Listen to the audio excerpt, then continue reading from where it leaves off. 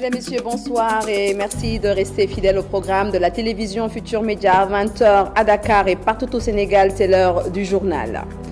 Au sommaire de ce 20h, litige foncier à Ngor après les affrontements entre les Ngorois et la gendarmerie nationale. Le mouvement Ngor Debout demande au président Macky Sall d'arbitrer. Le mouvement a dénoncé les arrestations des jeunes de la localité et exige leur libération. Affaire des 7 camionneurs sénégalais, des camions brûlés au nord-est du Burkina Faso. Les dégâts matériels restent pour le moment donc inestimables. Le GIE des commerçants et ressortissants sénégalais de la sous-région sonne l'alerte. Si l'État ne règle pas cette situation, la stabilité des prix du marché sera menacée. Des veuves mauritaniennes vont porter plainte contre l'ancien président mauritanien devant la Cour pénale internationale.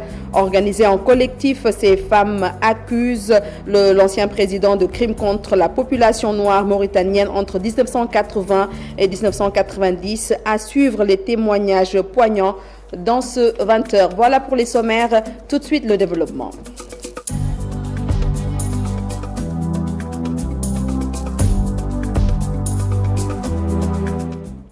Bonsoir à tous. Nous démarrons par ce litige foncier à Ngor. Après les affrontements entre les Ngorois et la gendarmerie, le mouvement Ngor Debout demande l'arbitrage du chef de l'État Macky Sall. En conférence de presse, le mouvement a dénoncé vigoureusement l'arrestation de beaucoup de jeunes de la localité et exige la libération de ces personnes donc arrêtées. Toutefois, le mouvement appelle au calme et à la sérénité des jeunes afin de trouver une solution pérenne. Ousseynou Bey, il est membre de Ngor Debout. Il est au micro de Fatima Touré et de Amadouba. Il revient des discussions et de façon constante que la solution du problème est du seul ressort de son Excellence le président Macky Sall, président de la République, seul habilité à demander à la gendarmerie de laisser aux populations ngoroises le site objet du litige. Enfin, appel à la paix et à la sérénité. Nous profitons de cette occasion pour lancer un appel solennel à la jeunesse ngoroise. Nous les appelons au calme et à la sérénité, mais également nous lançons un appel au chef de l'État. Nous lui demandons d'apporter une réponse diligente à cette affaire et en même temps de satisfaire les demandes des populations de Ngor qui ont été pendant longtemps spoliées. Mais en attendant, nous demandons au chef de l'État d'ordonner l'arrêt des travaux sur le site pour ramener un climat de paix et de sérénité afin que nos autorités puissent poursuivre le dialogue et les discussions. Et nous parlons de l'incendie survenu hier à Djamegen, Sikap Mbao, des véhicules brûlés et des ateliers atteints par le feu. Les victimes estiment les pertes à des centaines de millions. Nos reporters Mamadou Fall et Abdoulaye Anne étaient sur place. Un compte rendu à suivre dans nos prochaines éditions. Vous le savez sûrement, 7 camions sénégalais chargés de marchandises ont été attaqués et brûlés le samedi 29 avril dernier au nord-est du Burkina Faso. Arrêtés puis libérés, les chauffeurs sous le choc sont aujourd'hui au sein de l'ambassade du Sénégal au Burkina. Les dégâts matériels sont inestimables pour le moment. Le GIE des commerçants et ressortissants sénégalais de la sous-région, qui compte plus de 800 membres, considère que si l'État ne règle pas cette situation, la stabilité des prix sur le marché sera menacée. C'est un compte rendu de Abdoulaye Diop.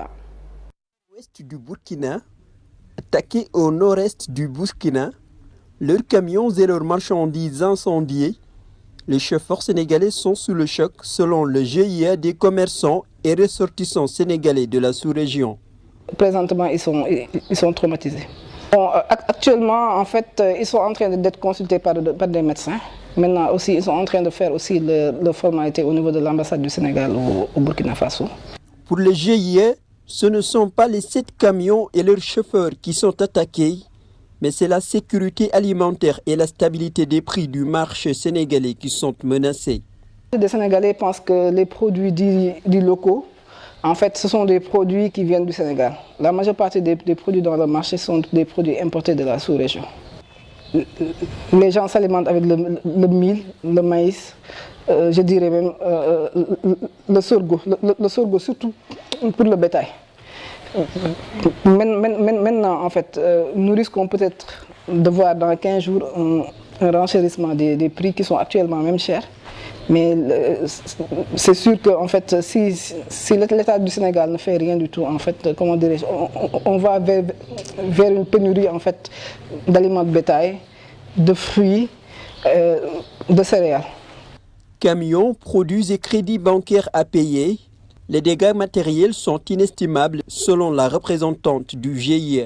Entre les camions et les marchandises qui ont été chargées, donc si on doit estimer les pertes, ça dépasse largement les 600 millions de francs CFA.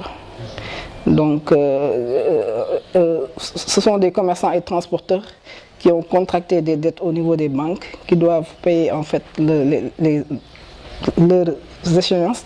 La délégation du GIE a été reçue ce vendredi par le ministre du Commerce. Ce dernier leur a promis de leur venir en aide le plus tôt possible.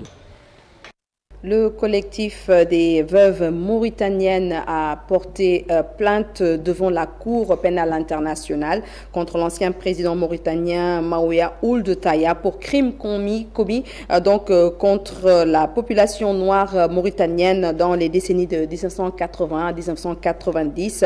Ces veuves, lorsqu'elles se rappellent de ces violations massives, elles versent de chaudes larmes. Vous allez suivre tout de suite les témoignages poignants qu'elles ont fait ce samedi au cours d'une conférence de presse au sein de la RADDHO. C'est un compte rendu de Pape Faragning et de Mohamed Dia. La tristesse, la désolation se lisaient sur leurs visages, des témoignages glaçants. De ce fait, elle ne pouvait plus tenir ses larmes quand elle revient sur les circonstances de l'assassinat de son mari. Il a été pris le 26 novembre à son bureau. C'était un contrôle de la douane. Il était au port autonome de Nouadhibou. Ils l'ont arrêté à midi. Et à 5 h du matin, le 27, il a été tué dans une brigade de gendarmerie de Nouadhibou à Kansado. Il n'a pas fait 24 heures du tout. C'est une simple accusation. On voulait les tuer, ils les ont tués, c'est tout. Pour faire leur deuil, le collectif des veuves mauritaniennes porte plainte à la CPI afin d'obtenir justice contre les atrocités sur les Noirs. On n'a pas pu déposer une plainte au niveau de la Mauritanie. Pourquoi?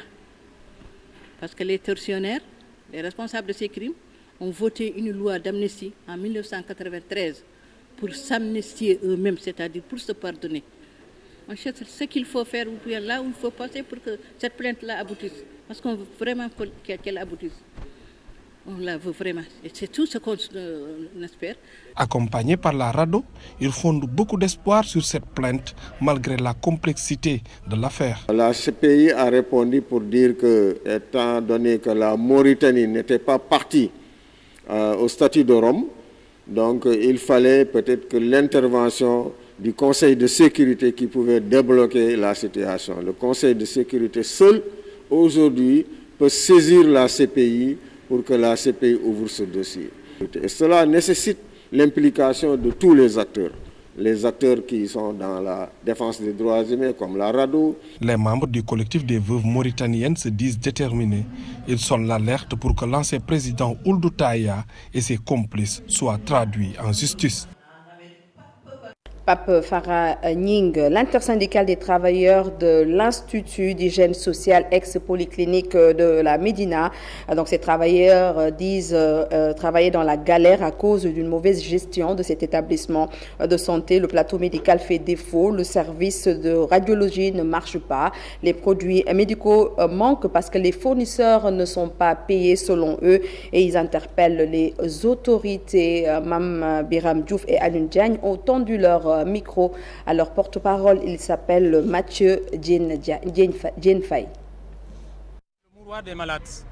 L'hôpital est devenu là où les malades arrivent, ils n'ont jamais satisfaction, ils doivent rentrer. Et ça, on ne permettra pas. On n'est pas venu perdre du temps à l'hôpital pour rentrer encore le cœur meurtri. Ce directeur, depuis qu'il est arrivé, il a complètement mis les pédales à l'envers, il a mis la démarche de tout l'hôpital à l'envers. Qu'est-ce qui se passe? C'est que depuis son arrivée, nous avons constaté que les fournisseurs ne sont plus payés au comptant. Les fournisseurs qui nous donnent des produits médicaux, on ne les paye plus correctement. Et la conséquence, c'est que les produits médicaux manquent, les produits de laboratoire manquent, la radiologie ne fonctionne plus, les patients arrivent, on les prélève pour une analyse, on vous donne encore un autre type, on vous dit allez ailleurs, faites vos analyses ailleurs. Ou on vous prélève, on vous dit on n'a pas ça, on n'a pas ça, on n'a pas ceci, on n'a pas cela. Et c'est tellement regrettable, on n'a jamais connu cette situation dans cet hôpital-là. Chaque directeur qui passe, nous laisse sur place et s'en va. Mais ça, avant que celui-là ne parte, il risque de nous tuer complètement avant de partir. Nous avons hérité du scanner de Dantec, qui est là entassé dans un conteneur que vous voyez là, et la table télécommandée. Depuis lors, on attend pour qu'on puisse les installer. Là où ça doit être installé au niveau de la radiologie, on a déménagé le labo pour installer le scanner là-bas.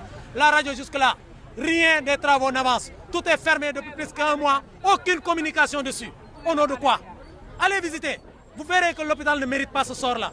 Mathieu Diegan Faye est donc le porte-parole de l'intersyndicale des travailleurs de l'Institut d'hygiène sociale ex-polyclinique de la Médina. Les populations de Lol et 8 autres hameaux situés dans la commune de Tcharny à Linguère, donc ces populations sont en colère. Là-bas, l'eau ne coule plus des robinets. Le seul forage de la localité est tombé en panne depuis 2 mois. Las des promesses, les populations ont organisé un sitting pour réclamer, entre autres, le dépannage du forage, mais aussi l'électrification des villages, l'installation d'une antenne pour le réseau téléphonique et la dotation de la case de santé en médicaments. C'est un compte rendu de Mamadou Moustapha Ndiaye et de Sidi Chama. Village situé dans la commune de Tcharny, les populations boivent le calice jusqu'à la lie. L'unique forage est tombé en panne depuis 2 mois.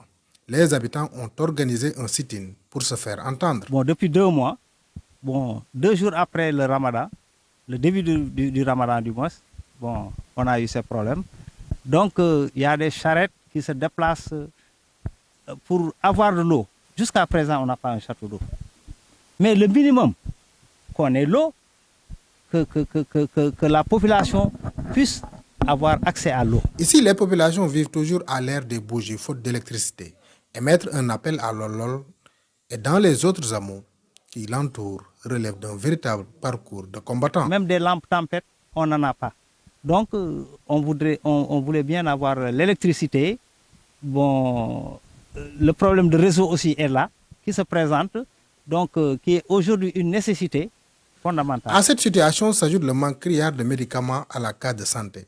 À Lolol, le taux d'abandon des élèves augmente annuellement à cause de la transhumance des éleveurs, d'où la nécessité de dépanner le forage. Pratiquement, on peut dire que la case est fermée, puisqu'il n'y a pas de médicaments. Les soins manquent, parce qu'on ne peut pas soigner sans médicaments. Donc les accouchements aussi, on a des problèmes. Nous avons des élèves qui des fois ont des ruptures pour ces raisons de non-accès à l'eau. Las des promesses non tenues par certaines autorités politiques, les populations de Lolol, Tchétou, Lumbi, Kébé, entre autres, menacent de ne pas participer aux élections présidentielles si leurs doléances ne sont pas satisfaites. Un conseil national de la consommation relatif au prix de l'huile et du sucre. Ces 2 produits ont connu des réajustements afin de faciliter la disponibilité de ces produits. Le prix de l'huile est maintenant vendu à 1100 francs au lieu de 1200 francs et le sucre à 650 francs. 2 mesures très importantes selon les acteurs pour éviter d'éventuelles perturbations au niveau national. C'est un reportage de Moussa Mané et de Modou Diop. De commercialisation du sucre et de l'huile, telle est la raison principale de la rencontre entre les consommateurs et le ministre Abdou Karim Fofana. Les prix de ces 2 produits vont connaître des réajustements. L'objectif, éviter toute surprise venant de l'extérieur. Suivant l'évolution, on a jugé nécessaire, compte tenu de l'évolution que connaissent ces produits, il est nécessaire qu'on fasse un réajustement qui va beaucoup plus bénéficier aux consommateurs, compte tenu des circonstances du marché international. L'huile et le sucre sont dans une tendance, sont dans des tendances différentes. L'huile est dans une tendance baissière, le sucre dans une tendance haussière. Donc il était important pour le régulateur du marché national de réajuster les prix et c'est ce que nous avons fait cet après-midi. Le Conseil national de la consommation, tenu à bonne date selon les acteurs, anticipé sur les importations pour éviter d'éventuelles perturbations. Le prix de l'huile raffinée de palme subira une baisse, naturellement, sur laquelle nous sommes d'accord, parce que tous les intervenants à différents segments du marché, importateurs, grossistes, demi-grossistes et détaillants, retrouvent une marge confortable qui leur permet d'avoir des bénéfices et de travailler. Ça, c'est clair. Alors, sur le sucre, c'est sur le sucre que la marge était extrêmement étroite. L'autre combat est de veiller au respect strict des nouveaux tarifs fixés, mais aussi collaborer avec les douaniers. Il y a toujours le policier là, il y a toujours des voleurs, il y a toujours des infractions sur les lois d'ordre. Ce n'est pas qu'il y ait un contrôle, qu'il n'y a pas d'infraction, mais au moins que nous avons une présence dissuasive. S'il n'y a pas de contrôle, imaginez un peu ce qu'il y avait avant. Nous attendons le travail de la douane le plus rapidement possible parce que je pense que la compagnie sucrière va finir sa production au fin mai et nous allons nous diriger tout azimut vers l'importation du prix du sucre. Les acteurs de la consommation ont en majorité répondu présents à cette rencontre. Reste à savoir si ces nouvelles mesures vont être respectées.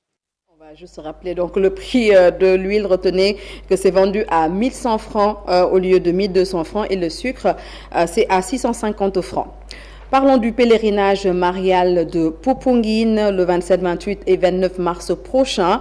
Les autorités administratives, les chefs de service et le comité national d'organisation du pèlerinage sont à pied d'œuvre pour une bonne organisation. Un CRD spécial consacré à l'événement s'est tenu à la gouvernance de Thiès et le gouverneur a pris des engagements. C'est un reportage de Cheikh Anta Diop et de Seyla Tir. A permis à l'administration territoriale, aux chefs de service de revenir sur les engagements qui ont été pris par des services techniques pour que ce pèlerinage marial de Popenguine soit une réussite. Pèlerinage marial de Popenguine qui doit se tenir du 27 au 29 mai prochain. Au regard des engagements qui ont été pris par les uns et les autres, permet quand même de pouvoir penser qu'on aura une bonne organisation de ce pèlerinage-là. Le gouverneur a aussi appelé les populations de Popenguine à réserver un accueil chaleureux aux pèlerins. Je voudrais aussi appeler les populations de Popenguine à savoir que les pèlerins que nous recevons sont nos hôtes. À nous de faire preuve d'hospitalité. Le président du comité d'organisation du pèlerinage marial de Popenguine s'en félicite et il revient sur le thème du pèlerinage. Cette année, nous sommes dans un thème de la visitation. Comment m'est-il donné que la mère de Monseigneur vienne jusqu'à moi? Au niveau spirituel, c'est toujours un renouveau. Et nous partons à Popenguine pour justement encore nous ressourcer auprès de la Vierge Marie. Au niveau organisationnel, il y aura beaucoup de choses qui vont certainement changer. Comme nouveauté, le village des marcheurs sera délocalisé pour permettre une meilleure organisation. La vente de la boisson alcoolisée sera aussi interdite aux alentours du sanctuaire. Le pèlerinage marial de Popenguine est prévu ce mois de mai, le 27, 28 et 29, Inch'Allah. Le taux de scolarisation reste toujours faible dans la région de Kaffrine, d'après les résultats la 10e revue régionale du programme d'amélioration de la qualité, de l'équité et de la transparence de l'éducation et de la formation. Selon l'inspecteur d'académie de Kaffrine, Abdoulaye Wad, des stratégies vont être mises en place pour améliorer le système éducatif à Kaffrine, Ndeye Awabey et Wilan pour le reportage. Donc, reviendront, on nous signale que l'élément n'est pas en place. Nous y reviendrons dans nos prochaines éditions. Toujours éducation, le lycée de Mbao à Pikine fête ses retraités. Plusieurs enseignants ont été honorés après de nombreuses années au service de l'éducation. Cependant, les initiateurs de l'activité invitent les autorités du ministère à avoir la tradition de célébrer le départ à la retraite des enseignants. Rougiatou Sow, ici, que nous allons écouter. Il est au micro de Abdoulaye Patéane. Organisé par le ministère. Le ministère organise des fêtes pour les retraités qui sont dans les ministères. Et pourtant, les enseignants qui sont dans les classes sont vraiment méritants pour qu'on les fête. Des enseignants qui restent dans les classes pendant plus de 30 ans, pendant plus de 40 ans, pendant plus de 20 ans. Ils vont à la retraite et le ministère ne les fête pas. Mais heureusement qu'ici au lycée de Mao, si on ne nous a pas fêté, nous les enseignants, nous nous sommes organisés pour fêter les retraités, les enseignants qui vont à la retraite. Mais le ministère doit vraiment penser à fêter les enseignants. Oui, mais ceux qui sont dans les ministères qu'on fête, mais nous formons combien d'enfants par année? Combien de gens nous avons formés pendant 20 ans? Vous ne pensez pas que nous méritons d'être fêtés? Combien de gens on a formés? Combien d'élèves? Ceux qui sont fêtés dans les ministères, ils ne sont pas plus méritants que nous. C'est cela. Sénégal, des sillons pour servir, c'est le thème de l'ouvrage présenté ce samedi par l'auteur Samba Ndiaye, le président du mouvement démocratique pour le développement intégral du Sénégal. Dans ce recueil, se prononce sur des thèmes liés au développement, c'est-à-dire l'agriculture, le sport, la science et même la politique. Samba Ndiaye invite la jeunesse à se comporter en citoyen modèle en se fondant sur les valeurs sociales, ciment de notre société. Juste préciser que c'est un recueil de contributions écrites durant une quinzaine d'années. Mambiram Diouf sur les images de Sherma Kessek. Sénégal, des sillons pour servir, un livre de développement personnel et économique. Votre livre, celui de vos familles, de vos proches, et j'en passe. Parce que les livres parlent de la vie sociale du citoyen sénégalais, parlent d'autres thématiques comme les inondations, parle aussi de science. Mbaye Thiam est là parce que quand j'ai parlé de la latérite en tant qu'ingénieur génie civil et que je l'ai mis dans les réseaux sociaux, je n'ai jamais vu un débat pareil. J'ai été impressionné par l'appréciation que les ingénieurs en ont faite et surtout j'ai aimé leurs commentaires. Profondément attaché au patriotisme économique, Samba Ndiaye, pour qui l'industrialisation, la création de richesses et l'autonomie politique sont fondamentales, partage son savoir et son expérience, une générosité dans sa démarche scientifique, comme en témoigne cette anecdote. Cette contribution est née de Giancarlo, l'émission Giancarlo. J'étais DG de la CIRN, je suivais un débat où les gens parlaient des bateaux chinois. J'ai dit tiens, donc nous on va passer notre temps à parler des autres bateaux chinois. Pourquoi pas bateaux sénégalais? Moi, j'avais un brevet d'invention. Pourquoi pas des bateaux sénégalais? C'est comme ça que j'ai fait cette contribution. Et je disais tantôt, je l'ai écrit entre minuit et 4 heures du matin. Parce que j'ai suivi l'émission. J'étais sidéré. Ah bon, l'émission, elle est bonne, parce que ça permet justement de sortir des idées. Et je me suis mis à écrire. À 4 heures du matin, je l'ai posté dans un groupe Raza où il y a Dr Chergué. Et 2 mois après, on me dit que votre contribution a été sélectionnée pour être dans un livre. Donc, c'est le résultat d'un engagement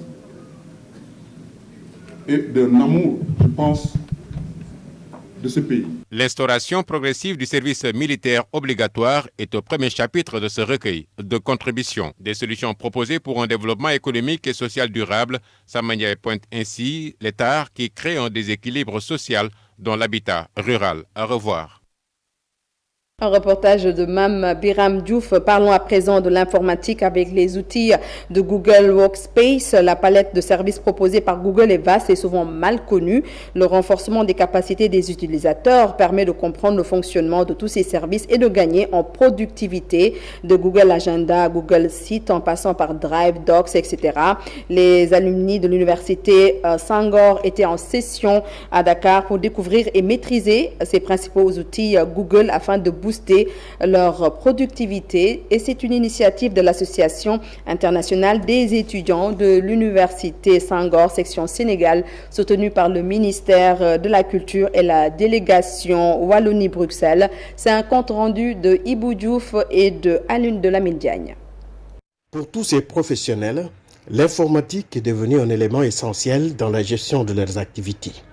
Ils manient ces outils pour automatiser leur processus métier. Cependant, force est de constater que l'utilisation de Google Workspace constitue un obstacle pour les non-initiés d'où la pertinence de cette formation. L'initiative a été prise en collaboration avec le programme Alumni de l'Université Senghor pour renforcer les capacités des membres de l'association dans l'utilisation des outils Google Workspace. Parce que en fait, nous travaillons dans un environnement un peu complexe. Vous savez, les membres du bureau de l'association de l'AIDUS ont des occupations professionnelles, ce qui fait qu'on n'est pas tout le temps disponible pour travailler en mode présentiel. Ces alumni de l'Université Senghor d'Alexandrie, à l'image d'autres travailleurs, ont besoin de renforcer leurs compétences en matière d'informatique pour pouvoir utiliser efficacement Google Workspace, qui reste un logiciel professionnel. Pour la plupart, ils veulent bien savoir c'est quoi le Google Drive, le Google Doc, le Google Sheet, le Google Slide et le Google Form. Donc cette formation d'initiation et de prise en main sera essentiellement sur ces applications. Donc on va leur montrer c'est quoi l'interface de ces applications et comment ils peuvent appliquer ces outils à la fois dans l'activité de la gestion de l'association ainsi que dans leur profession respective. Continuer à faire de la formation continue pour les alumni, c'est tout simplement essentiel, voilà. Parce que je vois que ce sont des possibilités d'actualisation, de faire des choses en beaucoup plus grand, beaucoup plus loin, de toucher un maximum de gens. Donc ce sont des outils très performants qu'il est important d'acquérir. Une session de renforcement axée sur Google Workspace pour améliorer l'efficacité des professionnels, faciliter la communication interne et externe, mais aussi prendre des décisions plus éclairées à partir de données précises et en temps réel. L'initiative est de l'AIDUS, section Sénégal. Merci beaucoup Ibou Diouf pour cet élément qui met un terme à ce 20h. Merci de nous avoir suivis. Merci également à la régie Vieux Diouf pour la réalisation, Dissa Prera pour la coordination. Journal que j'ai eu l'honneur de vous avoir présenté. Restez surtout avec la suite des programmes de la télévision Futur Média. Moi je vous retrouve demain, Inch'Allah, pour le journal de 20h. Bonne fin de soirée.